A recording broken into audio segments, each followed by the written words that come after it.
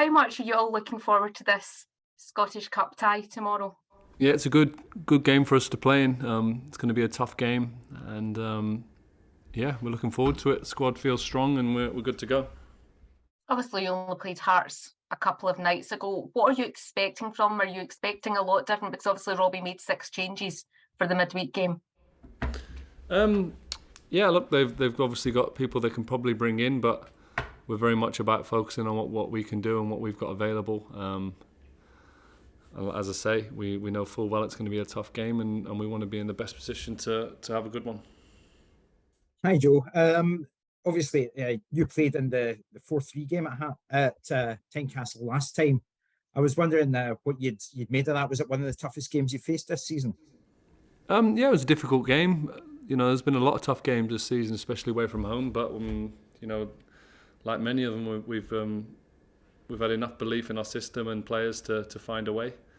We did that time, but every game's different. We put that to bed a long time ago. And we've moved on since then and focused on every other next game, if you like. And again, Hearts away is the next one, so that's the one we're going to have all our focus on. Hi, Joe.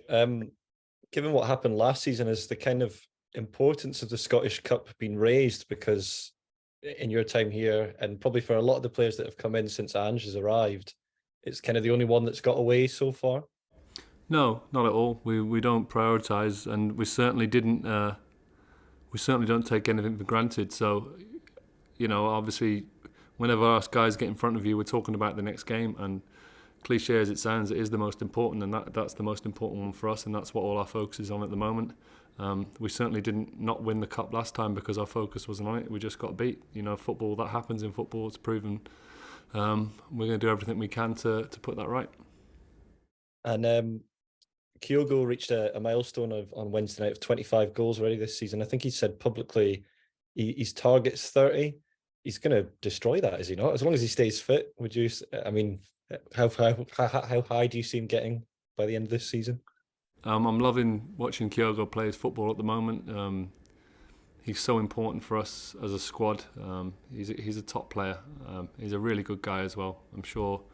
He doesn't give a lot away. He's quite a shy character, but he really expresses himself on the football field. And I think us as a team, he gives us a lot of joy. Making him happy and the runs that he makes. The team put a lot of effort in, and defensively puts a lot of effort in. So numbers wise, not for me to comment. We'll see. Obviously, football is game by game, but in terms of enjoying playing with the guy, I can't speak highly enough of him. Hi Joe, these games at Tynecastle tend to be quite chaotic at times. Is it really important for the players not to get wrapped up in that and just try and maintain as much a level of control as possible? Yeah, I think that's our goal and our aim in every game.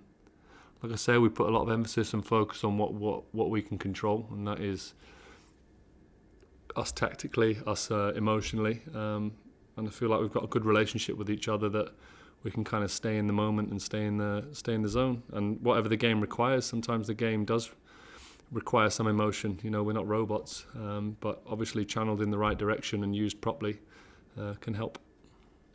I actually only realised this morning that you spent a brief spell at West Ham with Sead Haksabanovic. I just wonder what your memories of him were at West Ham and how he's developed now, how different a player he maybe is from his teenage years back then to now. Loved him as a player. I thought he was, obviously, respectfully, I didn't know who he was in terms of his background, but I loved him straight away as a person. He's a really hard-working guy, really humble guy, with a great edge to him, and he starred often daily in training, especially under Slavan, and we all felt like he had a huge future, at West Ham. David Moyes came in and had different feelings towards him and a few of us. So, but that's football, that's how it works. But he's gone out, he's worked hard, and I was really, really happy to hear and see that he was going to be linked with this club, and to see his development. I'm not surprised that he's at the level he's at. Like I say, he's first and foremost a really hard-working player, and in there's an awful lot of talent. So yeah, there's a lot more to come. Well, Andrew mentioned it can be quite chaotic at Tynecastle. Do you enjoy the atmosphere? The fans are kind of right on top of you. Is that something you kind of relish when you go there? It's a good footballing venue, that's for sure. It's a good place to play. A lot of passion, a lot of support for the home team. But again, like we're very lucky to play at this club and have the travelling support that we get. We feel confident and strong in. Well, I've felt confident in terms of support everywhere we've gone, even to stadiums where COVID was an issue.